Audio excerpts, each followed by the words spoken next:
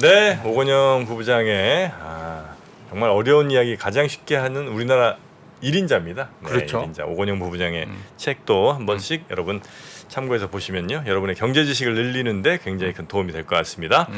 자, 그러면 오늘 AI 그리고 모빌리티 사실 이제 우리의 산업 전체가 이제 그쪽 방향으로 가고 있는 거죠. 예. 네, 그래서 그 방향에 또 어떤 골목골목 어떤 길목길목에 어떤 산업들이 어떤 기업들이 또 포진하고 있는지 예. 또 직접 요즘 가장 핫하죠. 뭐 그렇죠. 예. 네, AI 그리고 모빌리티라고 하면 이제 뭐 전기차라든지 혹은 뭐 배터리 뭐 이런 얘기들이 이제 같이 포함이 될 테니까 자율주행 예. 네 그런 얘기들 같이 한번 여쭤보도록 하겠습니다. 오늘 함께해 주실 분은요.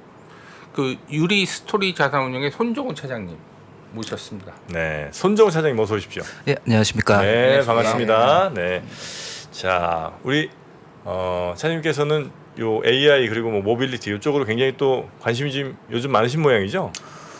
그럴 AI 수밖에 하면은 없죠, 하긴. 네. 그렇죠. 예, 저는 매니저이기 때문에 네, 사실 시장의 주도 섹터를 누구보다 또 잘 포착해서 또 매매도 해야 되고 설명을 또 할 수 있어야 되고요. 수익을 내야 되는 사람이니까 네, 사실 예측보다는 지금 시장은 조금 대응도 많이 필요한 그래서 시장의 본질을 위해서 지금 이 혁신이라고 하는 게 큰 축이 AI하고 모빌리티로 이미 굳어진 게 제 생각에는 한 2, 3년 됐는데 네. 지금 우리가 피부에 느껴진 거는 얼마 안 된 거고 그게 이제 테슬라와 엔비디아 네. 양축에서 그런 기술이 계속 확산이 되면서 본격적인 성장이 확장되는 그림으로 보고 있어서 기회는 계속 앞으로 많이 있을 것으로 보고 있습니다. 결국 이제 산업 자체가 커지는 쪽에 어쨌든 우리는 주식 투자는 그쪽에 물려 있어야 될 거 아니에요. 맞습니다. 이 시장이 점점 죽어가는 데서 사실 우리가 뭔가 이익을 계속해서 내는 건 굉장히 어려운 일일 거고 뭐 없진 않겠으나 어쨌든 산업 자체가 점점 커지고 거기에 돈이 몰리는 이쪽이 이제 AI 그리고 뭐 모빌리티 뭐 이쪽일 텐데 대신 이제 이게 어느 방향으로 어떻게 산업이 구성되고 또 어디에 더 핵심적으로 돈이 몰리는지는 좀 아무리 커가는 산업이라 할지라도 잘 좀 선구를 해서 어느 쪽이 더 수익률이 좋을지를 이제 특히 이제 직접 매니징을 하시니까 아마 더 치열하게 고민을 좀 하실 것 같은데 그 치열하게 고민하신 결과를 오늘 한번 좀 같이 공유를 좀 해보도록 하겠습니다. 네. 자, 그럼 어떤 부분부터 먼저 좀 살펴보면 좋을까요? 이 경기 침체의 의미와 경기 침체 회복의 방법 장표부터 띄어서 설명을 경기 드리려고 침체요. 하는데요. 제가 지난번에 한번 출연한 적이 있었거든요. 네. 김영일 센터장님 계실 때 그때 요 장표에서 좀 업데이트를 해서 말씀드리려고 하는데 제가 이제 시황 뷰를 말씀드릴 때 가장 큰 아웃라인을 그리는 그 방식으로 설명을 드리려고 합니다. 그때는 이렇게 설명을 해서 탄소 중립으로 가서 에너지에 대해서 말씀을 드렸었어요. 제가 운용을 하면서 작년부터 이 혁신 세 가지로 꼽았던 게 이 AI보다는 사실 뭐 반도체 관련 쪽으로 봤었는데 AI, 모빌리티, 에너지로 꼽고 지금도 여전히 에너지 쪽도 같이 한 포트폴리오로 구축을 하고 있는데 이런 혁신은 전 세계에서 보면 각국 정부들이 가장 적극적으로 투자를 하고 있는 산업이고 네. 1, 2년짜리가 아닌 10년, 20년을 바라보고 장기적으로 육성을 하기 위한 그런 산업이면서 공급 병목이라고 하죠. 공급망을 재편하는 과정에서 핵심 산업입니다. 그래서 그런 뷰를 먼저 설명드리기에 앞서서 경기 침체에 대해서 말씀드리려고 하는데요. 네. 경기 침체가 왔다고 생각을 하세요? 지나갔다고 생각하세요? 경기 아직 안 침체요? 왔다고 생각을 하세요? 저는 지금 지역마다 좀 틀리지 않나요? 그럴 뭐 수도 중국도 있고요. 그렇고 미국도 예. 그렇고 지역마다 지금 디커플링이 일어나고 있잖아요. 우리나라도 예. 그렇고. 일단 우리도 한 1분기쯤에 살짝 왔다가 지금 다시 약간 좀 지나간 거 아니에요? 이게 사람마다 생각하는 기준이 다를 수가 있을 것 같아요. 저는 이제 주식쟁이 매니저로서 우리가 주가가 얼마만큼 하락했는지 그걸 폭을 가지고 보면 코스피 기준으로 가장 많이 하락했을 때가 30% 이상 하락을 했었죠. 경기 침체가 아니라고 하면은 이걸 설명하는 게 상당히 힘듭니다. 그래서 저는 주가적으로는 경기 침체는 한 번은 지나갔다. 하지만 또 올 수도 있는 거죠. 또 올 수도 있는데 이게 경기가 깊은 방식으로 올 거냐 얕은 경기 침체로 올 것이냐에 대한 고민을 지금 하는 상황인 것 같고 지금 시황은 한마디로 경기 침체 시점이 이연되고 있다라고 정의를 내리고 있습니다. 이 말은 다른 말로는 얕은 경기 침체로의 확률이 상승하고 있다라고 말씀을 드리는데요. 그럼 저희가 여기에서 고민을 해야 될 거는 깊은 경기 침체가 올 것인가 블랙스완과 같은 현상이죠. 이건 저희가 대응을 할 수 없는 영역이기 때문에 그때 일어나고 나서 대응을 해야 되는 문제이고 그게 아니라고 하면 주식시장이 과연 부작용 없이 경기 침체를 이겨낼 수 있을까? 그러면 계속 경기 침체가 시점이 이연되면 경기 침체가 안 오고 지나갈 수도 있고요. 오더라도 얕게 지나가면서 이겨내면서 지나갈 수도 있을 것으로 생각을 합니다. 네. 그럼 경기 침체를 이겨내기 위해서 회복의 방법으로는 GDP 구성 항목을 보면 뭐 소비, 투자, 수출이 있는데 미국은 전통적으로 소비 비중이 70% 이상, 한국은 수출이 70% 이상이기 때문에 해결을 하는 방법들이 국가마다 서로 달랐다는 거죠. 그런데 이게 시대적으로 미국도 소비보다는 중국의 역할론이 하락을 하면서 거기에 중금리, 중물가 아무리 금리가 하락하고 물가가 인플레이션이 하락을 하더라도 어느 정도 수준 적어도 물가가 CPI가 떨어져도 3% 중반 정도 수준이 상당 기간 지속되는 중물가 중금리 상황에서는 소비의 영향력은 하락할 수밖에 없다라고 볼 수 있는 거죠. 네. 그러면 단기적으로 각국의 정부가 신경을 써야 되는 부분은 소비의 회복은 어떻게 할 수가 없다라고 하면 투자에 있었다라고 보이고요. 그래서 미국 중심으로 다음 장표로 좀 넘어가면 경제 질서를 재편을 하는 게 결국 이번 시장의 주도 섹터를 결정을 해왔었고 지금도 그쪽에서 주도 섹터가 계속 될 것이다라고 보고 있습니다. 미국이 결국, 뭐라고 딱 정하면 결국 이제 그쪽으로 장이 갈 수밖에 없다. 네 맞습니다. 네. 그게 기업으로서 주가로서 표상이 나올 수도 있는 거고 정책으로 표시가 나올 수도 있는 것으로 보는데 지금 미국하고 중국 양쪽에서 싸우고 있는 거죠. 네. 글로벌 공급망을 놓고요. 공급망 재편은 다른 말로 기술 패권 전쟁으로 네, 얘기를 네, 합니다. 이거는 금융위기 직후부터 계속 진행이 됐었던 건데 팬데믹을 거치고 러우 전쟁을 거치고 나서 트리거로 더욱 부각된 것이라고 네, 보고 네. 있고요. 이 글로벌 공급망은 다른 말로 프렌드 쇼어링이라고 얘기를 하고 있죠. 여기에 미국의 프렌드 쇼어링에 포함되기 위해서는 적어도 그 나라는 이 세계 중에 하나는 가지고 있어야 된다라는 거죠. 원천 기술을 가지고 있거나 네. 캐펙스 자본력이 되거나 아니면 원재료가 가지고 있어야 되죠. 최근에 보면은 일본의 이제 라피더스라고 해서 반도체 정부에서 반도체를 시스템 반도체 육성을 하려고 하는 부분이 있죠. 일본이 잘하는 거는 기술이 있다라는 거예요. 소부장 기술. 우리나라는 기술도 있지만은 어쨌든 미국에다가 캐펙스로 자금을 공장을 지어주는 그런 부분을 통해서 프렌드쇼어링을 할 수 있는 거죠. 어쨌든 이런 식으로 재편이 되고 있고 우리가 공급망 재편이라고 하는 거는 다른 말로 생산인데요. 생산을 결정하는 함수는 노동이 있고 자본이 있는데 지금 여기 가만히 보시면은 이게 생산성이 계속 하락하는 상황에서 네. 이 생산성을 높이기 위한 기술과 자본의 투자가 자산의 투자가 주도 섹터를 결정하고 있는 게 아닌가라고 생각을 합니다. 저는 이걸 다 뭉뚱그려 가지고 캐펙스라는 단어 한 단어로 설명을 해왔었는데 네. 캐펙스는 구조적인 흐름이고 캐펙스는 어떻게 진행됐냐?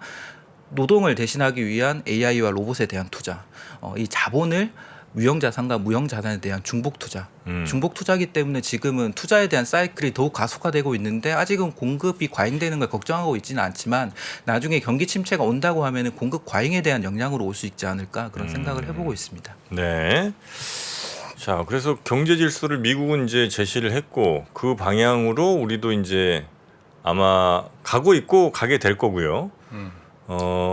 그럼 그 다음에 이제 어떤 뭐 결국 세계 경제를 혹은 뭐 세계의 자본을 좌지우지하는 게 여전히 이제 미국일 수밖에 없는 그런 상황이겠군요. 맞습니다. 그럼 거기다 이제 맞게 우리는 투자를 해야 어쨌든 맞는 방향에 투자할 거고요. 미국은 이렇게 하는데 우리 역방향으로 간다든지 엇갈려 가면 뭘 못 얻을 거 아닙니까? 네. 다음 장표에 조금 구체적으로 말씀드리면 네.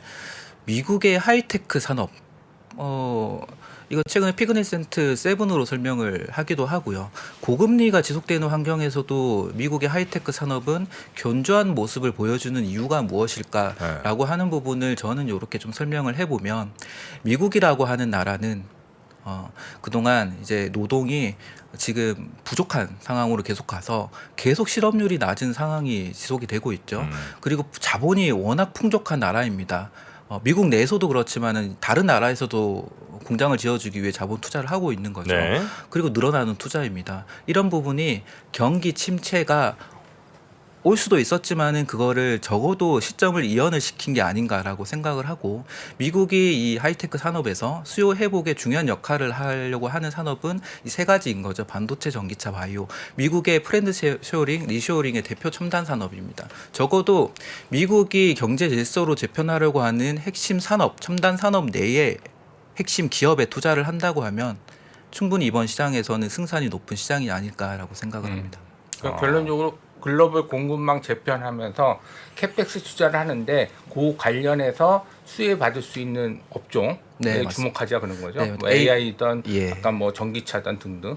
AI도 마찬가지고요. 전기차, 모빌리티, 배터리도 마찬가지고요. 바이오도 잘 보시면은 지금 저희가 지금 바이오 신약 얘기를 하는 게 아니거든요. 대부분 이제 방송에서 보면은 의료기기 섹터 얘기를 많이 할 거예요. 저 근데 의료기기 보면 공장을 미국에 짓는 거 말고 미국에 있는 자본이 각국에 돌아다니면서 의료기기 업체들을 인수를 하죠. M&A. 네. 저는 그 또한 이러한 리쇼어링의 한 부분이라고 좀 설명을 드리고 있거든요. 그래서 반도체든 전기차든 바이오든 미국으로 지금 몰려가고 있는 그런 핵심 산업에 대해서 관심을 가지고 투자를 해야 된다. 자, 그러면 뭐 AI부터 한번 살펴볼까요? 네. 두 가지 오늘 말씀드릴 건 AI 모빌리티 중에서 첫 번째 AI입니다. 네. 지금 시장은 반도체가 굉장히 뜨겁죠. 어제 한미 반도체 중심으로 급락을 했다가 오늘 하루 만에 상당 부분을 또 회복을 했고 어제 하락한 부분 이상으로 또 상승을 한 반도체 기업들도 많이 있습니다. 지금은 이 흐름이 챗 GPT로 촉발이 되어서 엔비디아의 GPU의 수요를 급증을 시키고 하이닉스의 HBM 수요를 급증을 시켜서 관련된 투자가 증대됐을 때 수혜를 받을 수 있는 장비 업체들, 뭐 부품 소재 업체들이 급등을 한 상황인데 지금 시점에 정말 다시 한번 AI의 본질을 한번 생각을 해보자. 저는 이제 매니저이기 때문에 네. 좀 큰 그림으로 말씀을 드리면 이 AI는 단순히 그냥 지나갈 그런 기술 문제가 아니다라고 생각을 합니다. 그러니까 인공지능 발전 과정이라고 이제 장표를 띄워놨는데 우리가 인공지능이란 개념은 상당히 오래 됐었고요. 네. 우리가 피부로 와닿았던 건 2016년 알파고가 등장하면서부터였던 것 같습니다. 근데 조금 나이가 있으신 분들은 아니면 최근에 드라마에서 그 송중기 나온 드라마죠. 재벌집 막내 아들의 송중기 막내 아들. 네, 네. 거기 보면은 1997년에 딥블루라고 해서 AI하고 체스 챔피언하고 네네네네. 예, 대결을 해서 이기는 장면이 나옵니다. 그게 네. 1997년의 배경이거든요. 그때 이미 AI가 이 정도 수준까지 기술이 올라왔었다.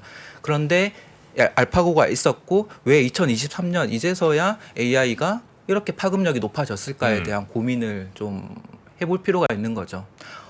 그 이유는 저는 여기 설명한 게임 체인저의 등장 주기 15년 정도로 보고 있는데 이 등장은 기술 성숙 과정의 소요 기간 때문이었다라고 얘기를 합니다. 인터넷이 보급되고 개인 PC가 보급되고 그 다음에 15년이 지나고 나서 스마트폰이 보급되고 생산선이 혁신이 나오고 다시 AI가 보급되기까지 시간이 15년 정도가 걸렸고요. 그 기간에는 기술이 성숙되어야 되는데 기술만 성숙되어서는 안 되죠. 기업들이 투자가 늘어나려면은 돈을 벌 수 있다라는 확신이 들어야 네. 되는 겁니다. 저는 그게 챗 GPT가 B2C 비즈니스에서 촉발이 되었다라고 생각을 하고요. 이게 비로소 우리나라 입장에서는 엔비디아가 5월 25일 실적 발표에서 보여줬기 때문에 반도체 주식이 그때부터 본격적으로 갈 수 있었다라고 생각을 합니다. 그래서 AI의 본질은 세상을 바꿀 수 있는 게임 체인저이고 생산성 혁신을 통해서 등장을 했고 네. 이제는 AI가 본격적으로 시대적인 흐름으로 성장을 하고 확장을 하게 될 텐데 그럼 우리가 투자 관점에서 어떤 기업에 집중을 해야 되느냐 하면 세 가지 관점으로 봅니다. AI 자체를 잘할 수 있는 기업. 이거는 뭐 마이크로소프트나 구글이나 애플과 같은 기업들이 해당이 될 텐데 네네네. 우리나라에서 찾는다고 하면 작은 소프트웨어 기술 중에서 독보적인 자기만의 기술력을 가지고 있거나 그게 아니면 글로벌 기업과 경쟁에서 이길 수 있는 정도 수준이 될 수 있으려면 네이버 정도가 될 것 같습니다. 8월 24일에 공개하는 하이퍼클로버 X가 어느 정도 나타낼 수 있을지가 중요할 것 같고요. 두 번째는 AI를 활용해서 비즈니스에서 돈을 벌 수 있다는 걸 증명을 해야 되는데 부가가치를 창출할 수 있는 산업 및 기업입니다. 이게 지금 일본으로 가고 있는 게 다들 아시겠지만 의료 AI인 거죠. 근데 이 의료 AI도 냉정히 보면은 AI가 굉장히 고도의 기술로 침투가 된 게 아니고 기존에 이거 판독하는 기기는 이미 보급이 되어 있었던 상황인데 네. AI의 기술이 지금 엔비디아가 얘기하는 GPU 정도도 아닌 CPU 정도로 돌아가고 있거든요. 하지만 이제 돈을 벌 수 있다라는 것을 보여주는 시점이 되다 보니까 빠르게 올라갔다라고 생각을 합니다. 이 중요한 거는 AI로 활용하는 것보다는 부가가치인 거죠. 돈을 벌 수 있는 기업이 등장하면 그 기업은 주가는 굉장히 빠른 속도로 앞으로도 올라갈 거다라는 거고요. 세 번째 비로소 AI 인프라 투자의 수혜를 받을 수 있는 반도체에 대해서 이렇게 정리할 수 있습니다. 네, 그러니까 AI 자체를 잘하는 예를 들면 구글, 마이크로소프트 뭐 이런 회사들 그리고 두 번째는 이제 AI를 활용해서 뭐 돈을 벌 수 있는 의료 기기가 될 수도 있고 혹은 뭐 AI 무슨 서비스인데 이게 실제로 돈을 뭐 구독을 통해서든 뭐든 벌어들이는 그렇죠. 그런 게 있을 수 있고 또 하나가 이제 AI를 잘하려면 필요한 뭐 반도체라든지 제반 여러 가지 기술들을 갖고 있는 이런 기업들이 아마 크게 AI와 관련해서는 돈을 벌 수 있는 그리고 우리가 투자를 할 만한 그런 맞습니다. 세 개 분야의 업체들이라는 거죠. 자, 근데 그런 기업들이 한국보다는 미국에 많겠죠. 그렇죠. 네, 그거는 어쩔 수 없는데 그래도 한국에서도 찾으면 오를 수 있을 것 같습니다. 오늘 주가 급등의 솔트룩스, 플리토 그런 기업이 될 수 있을지 모르겠지만은 그럴 가능성이 조금이라도 보인다고 하면 주가는 빠른 속도로 급등을 할 건데 이걸 우리가 시대적인 흐름이 아닌 버블이다라고 치부해버리면은 기회를 놓칠 수도 있다라고 생각을 합니다. 그 회사의 그 기업의 비즈니스 모델을 이해를 하고 네. 그래도 부가가치를 창출할 수 있는 모델이라고 하면 충분히 우리는 따라가서 투자를 해야 된다. 리스크 관리를 충분히 하면서요. 그런 얘들이 기업들이 혹시 있나? 우리나라에 예. 그 말씀드렸던 의료 AI 쪽으로 해서 네, 루닛 그리고 JLK, 뷰노 등이 있고요. 최근에 또 급등한 의료 쪽은 아니지만 엠노라고 하는 기업이 있는데 삼성의 SDS 쪽에 인수되어 가지고 미국 쪽에 진출을 해서 우리가 사스라고 하는 AI의 진짜 기업 대상으로 하는 소프트웨어를 제대로 해서 미국에서 비즈니스를 확장할 수 있는 걸 보여줬다고 생각을 하거든요. 네. 주가가 단기 급등을 했죠. 그런 식으로 좀 확장될 것 같습니다. AI 잘하는 회사입니까? 맨 처음 그 카테고리로 집어주신 데는 이제 우리나라에서 이제 후보라고 할 수 있는 회사가 네이버 하나인 거죠?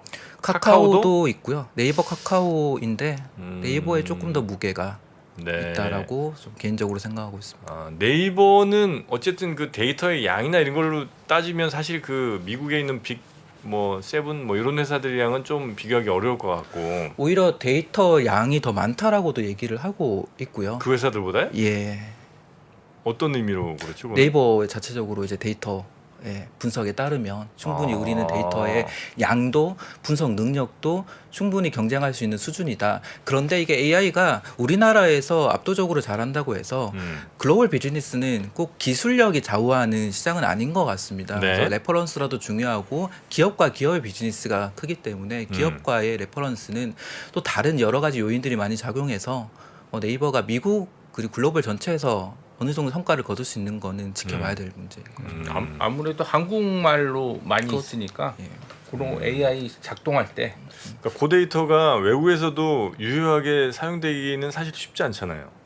언어의 변화는 뭐 큰 장벽은 아니라고 하는데 글쎄요 그거는 좀 그건 좀 네, 두고 볼 일이고요. 두고 일단 볼 뭐 일. 하이퍼 클로버인가? 그거 네. 이제 나오고 나서 그거는 저희가 좀 생각을 맞습니다. 해보고 그다음에 돈 버는 회사 카테고리에서는 그 의료 기기 쪽 회사를 좀 이제 눈여겨 보시는 것 같고요. 맞습니다. 그 지금 의료기기 이쪽은 이제 사실 이미 좀 많이 오르기도 했고 그래서 이제 주식 투자하신 분들 입장에서는 야, 그 오른 거 말고 좀 앞으로 좀 돈 벌 회사 이런 거 뭐 있을까 생각을 하실 거 아닙니까? 예. 이쪽으로는 혹시 아직 레이더에 잡히는 회사들은 많지 않습니까? 의료 AI는 저는 개인적으로 제가 커버하는 영역은 좀 아니라서 다른 저희 회사에 다른 커버하고 있어서 네. 자세히 몰라가지고 좀 따라가고 있는 입장이에요. 그래서 오히려 저는 AI에 대해서 반도체에 좀 집중하고 있는데 잘 아시겠지만 반도체 저희 쪽으로? 회사에 이제 김장렬 본부장님하고 같이 네. 매일 AI 반도체의 역량에 대해서 토론하세요? 좀 토론을 많이 하면서 숨겨진 기업도 찾으려고 하고 있고 이 비즈니스의 핵심이 뭔지에 대해서 고민을 많이 하고 있고 탐방도 같이 다니고 있고요. 좋습니다. 거기에 대한 내용을 좀 말씀드리고 싶습니다. AI 반도체. 예. 네. 너도 또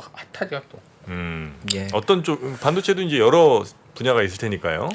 먼저 지금까지 현상에 대해서 장표를 먼저 말씀드릴게요. 너무나 이제는 종목에 대해서 익숙해가지고 제가 자세히 설명드릴 부분은 없을 것 같습니다. 한 장표에 모든 기업을 다 담으면 이렇게 되는데요. AI가 성장을 해서 엔비디아의 GPU가 급증을 하고 하이닉스의 HBM3가 급증을 하면서 삼성전자가 9월에 HBM3를 양산하겠다라고 발표를 하고 이제 삼성전자 하이닉스의 공격적인 경쟁이 들어가게 되고 마이크론도 마찬가지고요. 이렇게 투자가 늘어나는 사이클에서 수혜를 받을 수 있는 한미 반도체부터의 장비들이 급등을 했습니다. 근데 이 중에서 가장 먼저 오른 주식이 뭔지 아세요? 이번 사이클에서? 이번 사이클에서 예, 제일 제일 먼저 주도적으로 올랐던 종목. 주도적으로 이수 아닌데. 이수 베타시스 맞습니다. 맞아요? 예, 원초. 맞습니다. 네네.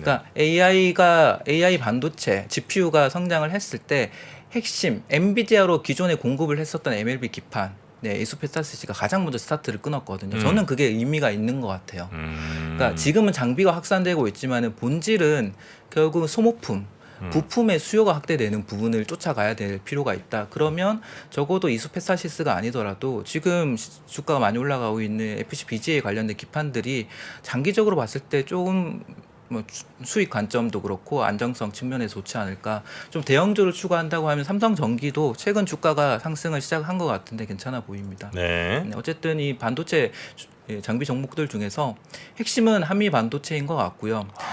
후공정의 어드밴스드 패키징이 전방위적으로 확장이 되고 성장을 한다고 하면 여러 장비들을 글로벌 넘버원 수준으로 할 수 있는 이오 테크닉스가 뭐 스텔스 다이싱 그루빙, 이거 마킹은 이제 글로벌 60% 1등을 하고 있고요. 이런 기업들이 주가는 탄력성은 떨어지지만 꾸준히 갈 수 있겠죠.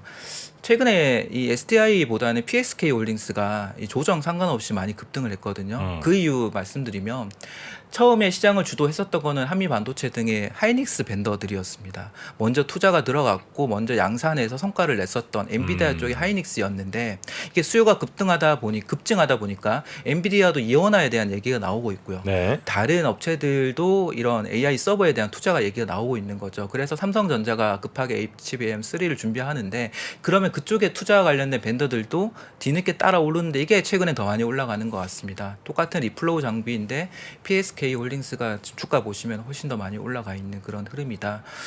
근데 장비주 중에서 많이 올랐는데 쫓아가기 좀 버겁다라고 하시면 이런 방법도 있는 것 같습니다. 꼭 패키징, 후공정 쪽이 아니더라도 전공정에도 쓰이고 파운드리에도 쓰이는 그런 장비는 보통 겹치는 장비들이 검사 장비들이거든요. 그래서 검사를 담당한 인텍플러스나 파크 시스템스 같은 게 좀 더 여러 가지로 겹치는 분야가 많아서 괜찮지 않을까. 이게 지금까지의 시장 흐름의 정리이고요. 네. 그러니까 후공정이냐 전공정 이걸 일일이 다 기술적으로 내가 알지 못한다면 그냥 검사 잘하는 회사 찍어도 뭐 큰 문제는 없다. 네, 그렇게 네. 좀 보입니다. 이제 아까 본질에 대해서 말씀을 드리다가 지금 시장에서 AI가 본격적으로 성장을 한다. 그런 개념이 뭘까? 그때 반도체는 어떤 식으로 좀 확산이 되고 성장을 할 것인가에 대해서 요거부터 먼저 말씀드리겠습니다. 요 장표 8페이지 띄워주시면 AI 반도체 성장 부분인데요. AI 반도체 발전 방향을 보면 이 GPU가 엔비디아가 글로벌 넘버원 독점을 하고 있는 거의 그 반도체인 거죠. 근데 이게 지금은 이 AI가 중앙 집중형의 그 클라우드를 통해 가지고 우리가 소프트웨어를 사용하는 방식으로 진행이 됩니다. 근데 본격적으로 이 산업이 확장이 되면 엣지 디바이스, 엣지 컴퓨팅 방식으로 내려오게 되거든요. 어떤 얘기냐면 우리가 쓰는 스마트폰, 노트북 아니면 길에 돌아다니는 여러 수많은 디바이스에 AI 소프트웨어가 탑재가 되어서 굳이 클라우드에 데이터가 전송이 되지 않더라도 그 기계가 데이터를 받아들이고 처리하고 알아서 돌아가는 그런 식의 엣지 AI가 돼야 되거든요. 그렇게 되면은 반도체 수요는 훨씬 더 많이 커집니다. GPU가 아닌 FPGA나 ASIC 반도체와 같은 진정한 AI 반도체에 확산되는 게 반도체 종류도 많아질 거고요. 수량도 훨씬 더 물량이 많아질 것으로 보고 있습니다. 그랬을 때 우리나라의 이 AI 성장에 따른 시스템 반도체 영향을 한번 체크해 보면 우리가 시스템 반도체는 메모리에 반대 있지 않습니까? 네. 이제 우리가 시스템 반도체는 파운드리에서 생산이 되죠. 파운드리 생태계를 보면은 EDA, IP, 팹리스 디자인 하우스 파운드리 이렇게 구분이 되는데 그 영향도에 대해서 개인적으로 생각했을 때 이렇게 정리를 했습니다. 결론적으로 이번에 AI 성장에 따른 반도체 사이클이 이전과 차이점은 두 가지인 것 같은데 메모리와 비메모리가 중첩되는 사이클이다.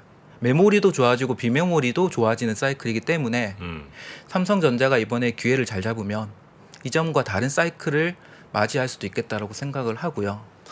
그리고 스마트폰이 보급되던 시기보다 훨씬 넓은 범위의 시스템 반도체 밸류체인이 확장될 것으로 기대를 합니다. 그러면 어떤 식으로 확장이 될 거냐 보면 첫 번째 팹리스 관점에서는 엣지 컴퓨팅의 확장으로 다양한 AI 반도체가 앞서 FPGA나 ASIC 반도체나 NPU식으로 확장이 될 것이고요. 혼자만 읽지 마시고요. 예. 좀 이렇게 이분들한테 좀 알려주세요. 근데 이게 설명 혼자 읽으려고 오신 건 아니지 않습니까? 그렇죠. 네. 이게 AI 반도체가 예. GPU의 단점은 네. 전력 소모가 심하고 GPU의 단점은 전력 소모가 심하고 성능은 좋지만은 네. 가격이 비싸다라는 거죠. 그래서 이 빅테크 중심 구글이나 아마존이나 마이크로소프트가 투자하기에는 좋죠. 자기들의 비즈니스를 구축을 하고 다른 기업 대상 혹은 B2C 일반 고객들 대상으로 이 AI 서비스를 하기에는 투자를 많이 하면 됩니다. 그래서 지금은 돈 싸움인 것 같아요. 빅테크들이 돈을 많이 투자해서 AI 네네. 키우려고 하는 상황인 거고 그 이후에 넥스트 2 개념에서는 AI가 확장이 되는 거죠. 확장이 됐을 때는 이러한 반도체가 필요하다. 성능은 좀 떨어지지만 가격은 저렴하고 전력 소모는 적은데 크기는 작아지는. 그렇게 해서 이 반도체가 어디든 탑재가 되어가지고 우리가 실생활에 쓰는 그런 기기에 들어갈 수 있는 AI 반도체가 만들어져야 되는데 아직 기술적으로는 더 허들이 있습니다. 그런 식으로 발전될 것이다. 그러면 팹리스의 역할도 확대될 것이고 파운드리의 역할도 확대될 것인데 여기에 삼성전자가 잘할 수 있을 것이냐. 삼성전자가 지난 2016년에 기억하시면은 TSMC로부터 애플의 물량을 뺏기면서 격차가 벌어지기 시작을 합니다. 그랬나요? 그렇죠. 근데 그 이후에 격차가 계속 벌어졌고요. 그거는 애플을 물량을 뺏길 수밖에 없었던 가장 첫 번째 이유는 경쟁사였다라고 생각을 합니다. 삼성이랑 애플이 경쟁을 하기 때문에 지금 이 AI 성장은 디바이스가 확대되는 개념은 삼성전자의 경쟁사들이 성장하는 개념은 아니거든요. 삼성전자가 지금 만들고 있는 디바이스에서 경쟁을 하는 업체들보다는 더 많이 확장되는 거죠. 그래서 삼성전자가 고객사를 확장하는데 좀 더 유리한 환경으로 갈 수 있다. 그리고 꼭 3나노, 2나노처럼 최첨단 선단의 공정만 필요한 건 아닙니다. 4나노, 5나노, 6나노, 7나노 같은 다양한 공정이 필요해서 네. 그래서 파운드리 공정이 다변화될 것이기 때문에 꼭 TSMC 혼자만 잘 먹고 사는 그런 시장이 아닌 삼성전자로 낙수 효과가 충분히 내려올 수 있겠다라고 보고요. 그래서 결론적으로는 뭘 사야 되냐 겠죠. 어떤 궁금하신 답이 있습니까? 답을 내리면 네. 위에 파운드리 생태계에서 저는 투자의 본질이라기보다는 기회는 약한 고리에서 어쨌든 잘하려고 노력하다가 잘 되는 분야가 시장에서 주도를 한다고 생각을 합니다. 우리가 이 시스템 반도체에서 삼성전자 벤더에서 못했던 부분은 이 파운드리도 물론 못하지만은 디자인 하우스, 팹리스 위로 갈수록 더 못하거든요. 이 상위의 밸류 체인으로 갈수록 더 약합니다. 그래서 결론적으로는 전방위적으로 전체 범위를 다 성장을 시켜야 되는데 우선은 가장 가까운 것부터 성장을 시키려고 투자를 하지 않겠냐 해서 디자인 하우스 쪽이 먼저 주가가 가는 것 같고요. 기업으로 말씀드리면 상장된 기업이 AD 테크놀로지, 이제 가온칩스, 코아시아 같은 종목들이 있고요. 디자인 하우스라는 거는 반도체 칩 설계하는? 팹리스가 설계를 해주면 네. 그 설계 도문을 가지고 파운드리 삼성전자가 그대로 만들 수는 없는 거죠. 조금 더 고도화하고 조금 더 구체적으로 설계를 해주고 실제로 생산할 수 있게끔 설계를 해주는. 팹리스가 요런 성능의 요런 반도체 이렇게 만들어 주세요 하면 그 디자인 하우스에서 이걸 정말 생산 가능하도록 딱 이렇게 디자인을 해주는 거군요. 그렇습니다. 네. 설계 도면을 만들고 이쪽에서 조금 생산이 가능할 수 그렇죠. 조금 네. 덧붙이고 이제 파운드에 생산하고 그런 맞습니다. 거죠. 삼성전자가 파운드리에서 고객사의 접점이 부족했었던 부분이 디자인 하우스의 경쟁력이 약했다라는 부분도 있었거든요. 그러니까 여기에 대한 투자를 좀 확대를 한다고 하니까 1차적으로는 여기에 대한 수혜를 생각해 볼 수가 있고요. 그렇게 해서 또 올라가면은 팹리스 업체들의 경쟁력이 올라오는 거죠. 이 팹리스 국내 사실 너무 약하긴 하지만은 그래도 우리나라가 삼성전자와 함께 협력해서 잘할 수 있는 AI 반도체 분야는 자율주행 쪽인 것 같습니다. 그래서 이따가 모빌리티 쪽에 말씀드리겠지만 네. 자율주행에 해당되는 팹리스 업체들이 좀 이번 시장에 좀 주도할 수 있는 팹리스가 될 것 같다. 그렇게 네. 좀 정리합니다. 자, 요 자료들을 네. 혹시 저희 시청자분들과 공유를 좀 해도 되겠습니까? 예. 네, 왜냐면 이제 아마 화면이 좀 작은 화면으로 보시는 분들은, 그러니까 폰으로 보시는 분들은 지금 내용들을 아마 굉장히 눈 아프게 보실 수도 있을 것 같아서 저희가 따로 저희 3프로TV 앱에 업로드를 자료를 해놓을 테니까 자료 업로드를 해놓을 테니까 그거 다운 받으셔서 나중에 좀 뭐 컴퓨터 큰 화면으로 같이 보셔도 좋겠고요. 네, 그렇게 좀 해주시면 좋겠습니다. 자, 그래서 AI 이쪽 반도체에서는 지금 그런 디자인 하우스, 팹리스 예. 이쪽을 생태계 확장에 네. 각각의 역할을 할 수 있는 업체들. 그렇게 좀 확장해서 추가적으로 지금 이 HBM 관련된 거 그 이상으로 좀 고민을 해보시면 이번 사이클 좀 끝까지 중요한 끝까지 좋은 수익을 낼수 아무래도 있을 것 조금 같습니다. 덜 올랐죠. 예, 저거보다는 맞습니다. 예. HBM. 아 그래요? 다음은 모빌리티인데 네. 모빌리티 한번 가볼까요? 네. 네. 요 장표 먼저 말씀드리겠습니다. 15페이지. 예, 저희 전기차의 의미인데요. 요거 말씀드리면서 바로 다음 장표 넘어갈 건데 우리가 1단계, 2단계, 3단계로 저는 구분을 하는데 테슬라가 오늘 아침 실적 발표를 했습니다. 실적 발표의 함의에 대해서 1, 2, 3번을 제가 정리를 한 건데요. 1번 먼저 업계 최고 수준의 영업이익률 목표를 삭제를 했습니다. 지난 분기까지 얘기를 했었던 이게 가격 경쟁을 시사한다고 생각을 하고요. 네. 가격 경쟁을 시사할 수 있었던 이유가 뭘까? 뭐 가격 경쟁해서 현대차, 기아가 어떻게 될까? 이거는 그 다음 문제고 그건 다음에 고민하면 되는 거고 저는 중요한 거는 왜 테슬라가 이런 얘기를 할 수 있었을까를 쫓아가다 보니까 네. 이번에 그 사업 부분 중에 에너지 부분의 마진이 역대 최대로 상승을 했습니다. ESS 부분이죠. 그래서 네네. ESS에 대한 확장이 나타나고 있다. 그래서 이 비즈니스 구조의 전환에 대해서 자신감을 표현했다라고 봅니다. 소프트웨어라든지 에너지. 요게 첫 번째 함의이고요. 두 번째는 이 소프트웨어 관점에서 자율주행 로보택시에 대해서 강조를 했습니다. 네. 우리는 기술력 이 정도 되고 그렇게 해서 자율주행이 이제 뭐 보급이 될 거야. 보급하기 위해서 다른 OEM하고 뭐 기술 통합하기 위해서 뭐 논의를 하고 이런 식으로 얘기를 했습니다. 네. 이렇게 되면 영향이 어떻게 될까? 스마트카 2.0의 시대가 진입될 것으로 보고 자율주행 현실화 시점이 될 것으로 봅니다. 어떤 얘기면 앞에 전기차 다음에 2단계 자율주행, 3단계 스마트카라고 말씀드렸는데요. 2단계 자율주행이 현실화되는 시점이 빨라질 것 같다. 그게 예전에도 전기차가 성장하게 된 계기가 테슬라가 확 풀면서 전기차가 성장했다라고 보이거든요. 트리거가. 이번에 자율주행도 FSD 소프트웨어를 풀게 되면 다른 OEM들은 좀 더 급해지지 않을까라고 하면서 대량 양산의 시점 그러니까 이 자율주행 소프트웨어 혹은 ADAS 칩의 대량 양산 시점이 단축가 될 것이다 보고 있습니다. 제가 탐방 다니면 업계에서는 폭스바겐이든 현대차든 도요타든 이런 OEM들이 25년대에서 ADAS 칩 레벨 3 정도 ADAS 칩을 대량 양산하겠다라고 타임라인을 잡은 것 같더라고요. 그래서 지금 23년인데 이젠 자율주행에 대해서 우리가 투자에 대해서 현실적으로 받아들여야 되고 세 번째는 배터리에 대한 얘기입니다. 사이버 트럭하고 4680 배터리에 대해서 강조를 했는데요. 이 건식 공정이 중요해집니다. 건식 공정의 가장 큰 차이점은 중간에 이제 솔벤트가 안 들어갔는데요. 그렇게 되면은 도전제하고 바인더의 역할이 중요해집니다. 도전제라고 하는 신규 소재의 역할, 전도성 때문에 중요해지고요. 안 그래도 4680 배터리에는 신규 소재로서 실리콘 응급제하고 CNT 도전제가 탑재가 됩니다.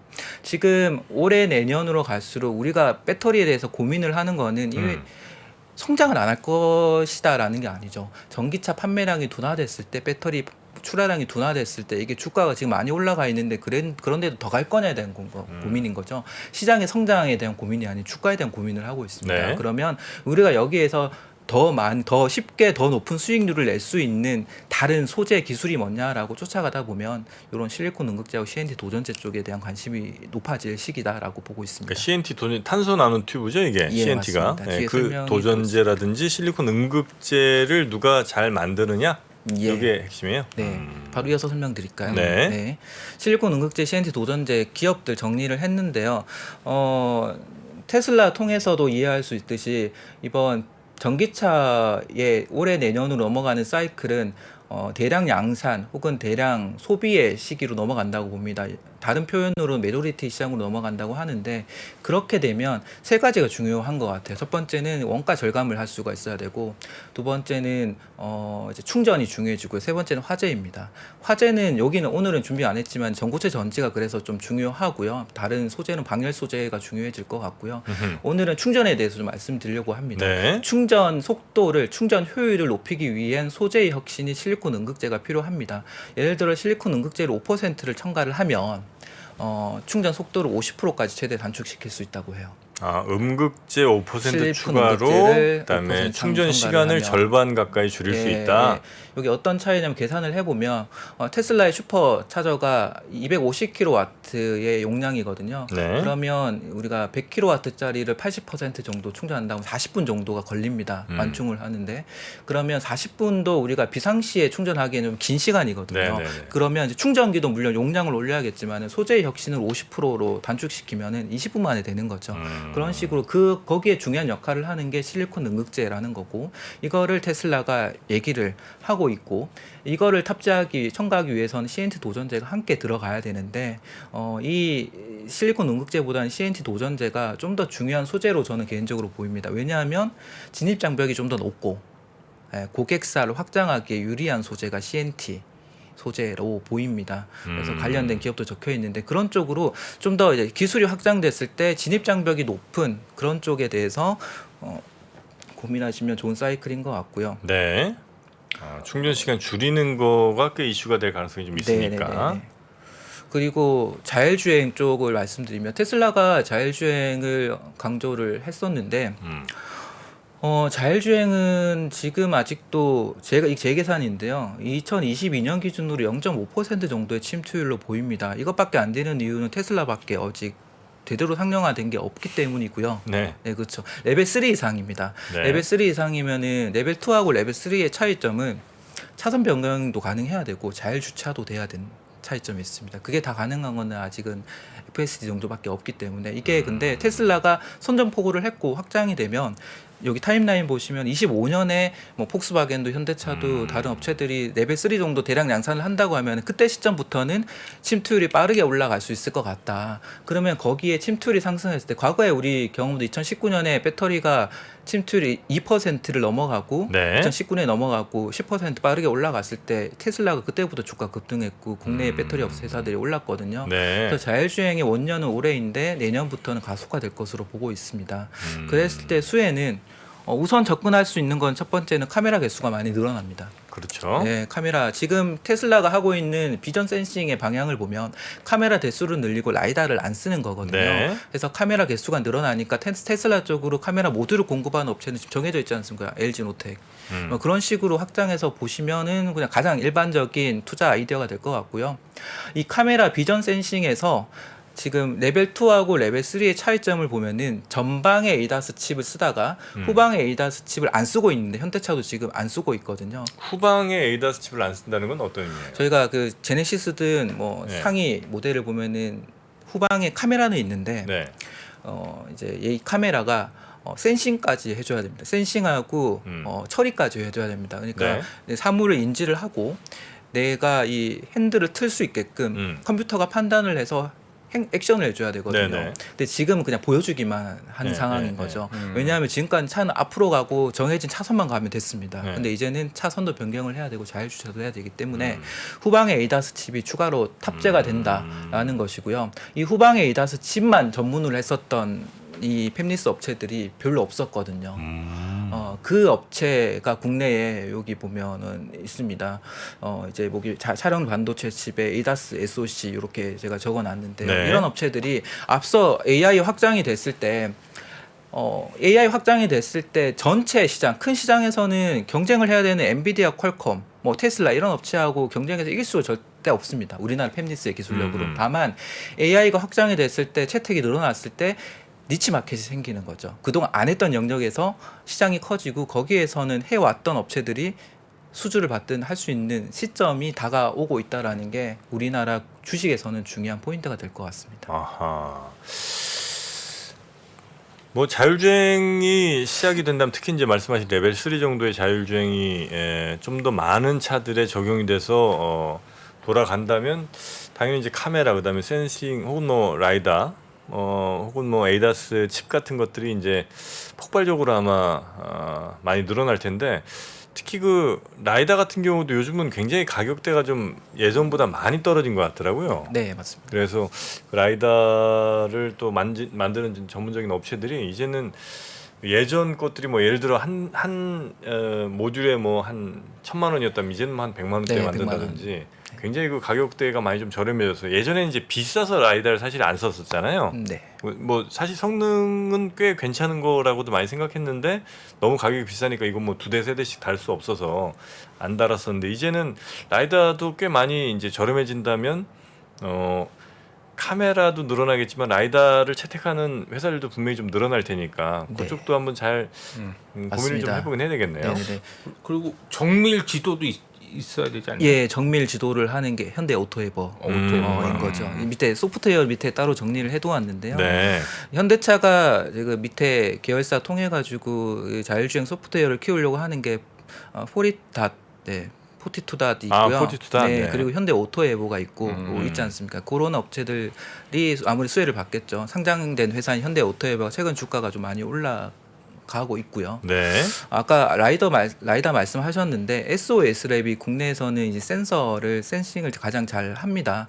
이 회사가 지금 상장 준비하고 있거든요. 내년 네. 상반기 정도 상장 목표인 것 같은데 이런 회사들이 이제 상장을 하겠죠. 스마트 레이더 쪽엔 스마트 레이더 시스템, 비트 센싱이 다 비상장이거든요. 그런 회사들이 이제 시장이 개화를 하면서 돈을 벌 수 있으면서 주식시장이 상장이 되면서 관련 시장도 커지고 그런 주식 자체도 기회가 생기지 않을까 싶습니다. 그런 라이다, 센싱, 또 카메라 뭐 이런 것들을 근데 이런 것들을 또 잘 뭐라고 해야 되나 이거 통합을 해서 이걸 한 칩으로 이렇게 잘 돌리는 것도 좀 필요할 거 아닙니까? 그러니까 여러 군데서 센싱을 했어. 요걸 이제 나의 그 차량 운전하는 전체 그 두뇌로 잘 좀 보내주고 요걸 잘 연산을 해갖고 차량 조향이나 뭐 이런 것들을 해줘야 될 텐데 그런 건 어느 회사가 좀 잘합니까? 그게 여기 ADAS SOC인데요. 우리가 자율주행이 고도화되면 뭔가 아주 큰 고성능의 컴퓨팅이 필요할 것 같은데 네. 테슬라는 그렇게 하고 있는데 네. 이게 대량 양산이 되려면 고성능이 좀 한계가 있습니다. 그래요? 네. 그래서 앞서 이제 전방 ADAS, 후방 ADAS로 제가 구분해서 말씀을 드렸는데 추가적인 이제 블락이 생기는 거예요. 네. 기능들이 생기기 때문에 그 분야 그 범위를 해줄 수 있는 ADAS 칩이 필요한 거고요. 이런 이제 팹리스 업체들 그런 거 설계를 해주는 거고 이거를 모듈 형식으로 만들어 주는 게 이제 그런 모듈 업체들인데 국내에는 뭐 이런 LG노텍 같은 삼성전기 같은 업체들이 될 거고 대부분 해외 업체들입니다.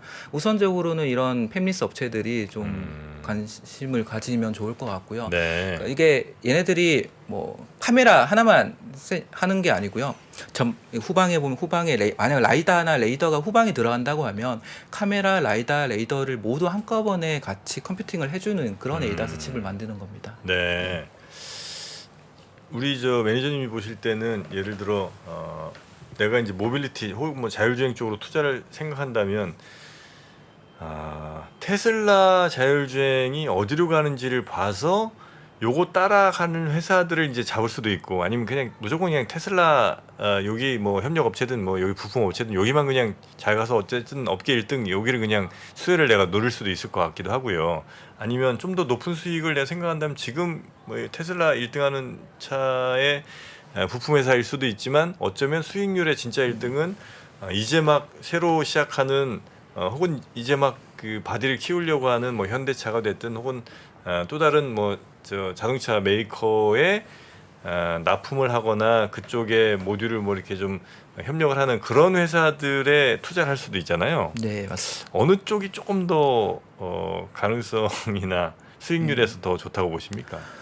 가능성은 사실 테슬라를 참고해서 적어도 테슬라에 공급하는 앞서 이제 LG노텍 설명드렸는데 그런 게 가능성은 높죠. 이제 수익률 측면에서는 아무래도 많이 알려진 게 수익률 측면에서는 불리할 수 있는데 네. 이게 워낙 침투율이 낮은 아직 초기의 산업이다 보니까 이런 산업은 리스크가 있습니다. 어떤 기업이 정말 핵심의 기업인지를 일반 투자자분들이 알기가 사실상 좀 쉽지가 않아요. 네네네. 적어도 이 자율주행 업계에 있는 사람들 얘기도 들어봐야 되는데 그럴 기회도 좀 많이 부족하고요. 그래서 지금 여기에 제가 언급했던 그런 기업들을 특정한 하나 두 개 기업을 찾기보다는 여러 기업을 어떤 기업이 잘 될지 모르니까 좀 분산해서 투자하는 것도 방법이 될 것 같습니다. 또 나눠? 바벨로 또 갈까요? 아, 저는 이게 몇 번 이렇게 나눠서 많이 해봤더니 뭐랄까 이게 별로 그냥 좀 재미가 없어요. 근데 나중에 압축을 하셔야죠. 나눴다가 압축. 아, 나눴다가 압축해야 됩니다. 네. 뭐 어디가 싹 날지 모르니까 일단 초반에는 좀 나눴다가 깔아놨다가 압축. 한두 개씩 버리는군요. 버려야죠. 버릴 때는 어. 버리기 위해서는 공부를 해야죠. 이건 안 돼, 안 돼, 안 돼. 그러다 보면 남는 거에서 압축해서 그러다 보면 그렇게 해야 되는군요. 네. 지금은 어쨌든 시장 규모나 이런 것들을 볼 때는 씨 뿌릴 때가 맞는 네, 시즌이고요. 공부를 해서. 네. 아유, 좋습니다. 근데 지금 이제 이거 뭐 전체적인 시장 얘기를 지금 뒤늦게서 하는 건 좀 뭐하긴 한데 이제 내년 후년쯤에 예를 들어 그런 자율주행이 이제 막 개화하고 뭐 이러면 이제 그 친구들이 가긴 갈 건데 올 연말이나 내년 초쯤에 장 되게 안 좋을 거라고 생각하시는 분들도 꽤 있거든요. 한 번은 훅 무너질 것 같다라든지 아니면 결국 미국의 소비가 지금 전혀 살아나지 않는 정도가 아니라 더 떨어지고 있는 상황 같은데 네. 그럼 이제 한번 주식 시장엔 한번 겨울 한번 찾아오고 그 다음에 이제 가도 가겠지 이런 생각도 많이 하시는데 우리 매니저님은 그런 사이클은 아니라고 보십니까? 매수 타이밍 말씀하시는 거죠. 네. 우선 자율주행에 대해서는 지금 25년 제가 말씀드렸던 거는 네. 양산입니다. 그러면 수주는 언제 나오냐면 2년 전에 최소한 나옵니다. 지금이나 내년 초쯤 그렇죠. 나오겠네. 원래 하반기에 뭐 많을 것 같아요. 네. 그래서 왜냐하면은 이 팹리스를 선정을 하는 거잖아요. 기술 개발을 좀 더 해야 되거든요. 네. 그러고 나서 양산이 2년 뒤입니다. 기술 개발 기간이 필요하기 때문에 25년 양산을 위해서 올해 하반기에 굉장히 바쁘게 움직일 수밖에 없다라는 거고. 예. 그래서 지금은 씨를 뿌리는데 네. 씨를 뿌리고 이제 그러다 보면은 이 기업이 뭔가 성과가 나오는 기업이 있을 거고 네네. 그런 쪽으로 압축을 해 나가고. 예. 아니 씨 뿌렸다가 괜히 밭 자체가 말라버리는 거 아닐까 걱정이 좀 돼서. 시황에 대해서는 저는 되게 좋게 보고 그렇습니까? 있습니다. 예.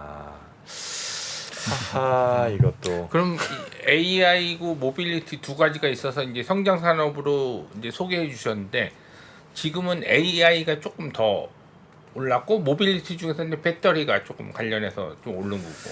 그렇습니다. 배터리에서도 양산이 많이 이제 늘었던 소위 이제 양극재와 관련된 쪽이 많이 올랐고 그 하위에 이제 개념들 좀 아까 리튬 뭐 이렇게 실리콘 갈렸었고요. 조선재라든지 그런 것들. 네, 침투율 개념으로 설명을 드리는데 이제 막 첨가가 되는 그런 소재들은 사실 오른 게 물론 거기에서 1등하는 업체들 많이 올랐습니다. 아까 CNT 도전제 경우에 나노 신소재, 실리콘 응급제, 대주전자 재료는 많이 오르긴 했는데 그래도 전체 2차 전지의 대장주들 비해서는 더 올라서 그래서 네. 이제 조금 많이 오른 것보다는 그런 것들 새로운 네. 좀 소재로 들어갈 수 있는 부분이 좀 더 지금 좀 하기에는 유리해 보이다 이렇게 말씀하시는 거예요. 유리하기보다는 네, 좀 더 확장을 좀 확장성이 하는 있다. 거고 그렇다고 핵심이 바뀌는 건 아닌 것 같아요. 배터리의 핵심은 양극재가 맞는데 좀 더 그래도 다른 쪽에 기회가 확산되는 거니까 거기에서 기회를 찾아보자는 관점에서 좀 소개를 여러 가지 드렸습니다.